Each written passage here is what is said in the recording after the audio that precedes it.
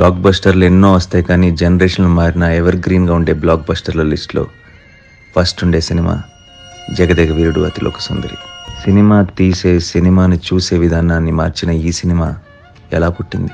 అశ్విని దత్ గారికి ఏనాటి నుంచో ఎన్టీఆర్ జగదేక వీరుని కథ లాంటి ఫ్యాంటసీ సినిమా చిరంజీవి గారితో చేయాలని, అది తను ప్రేమగా బావా అని పిలుచుకునే రాఘవేంద్ర గారు మాత్రమే తీయగలరని గట్టి నమ్మకం ఉండేదట.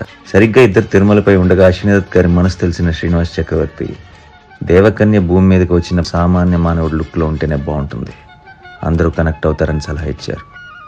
ఇంకోవైపు బాంబేలో తన కాస్ట్యూమ్స్ తాన్ని స్వయంగా డిజైన్ చేసుకుని కుట్టించడం మొదలుపెట్టారు శ్రీదేవి గారు. ఇలా అందరూ కలిసి తమ సమిష్టి కృషితో ఈ అందమైన చందమామ కథని తెలుగు సినీ చరిత్రలో మరిచిపోలేని ఒక అద్భుత చిత్ర కావ్యంగా మలిచారు.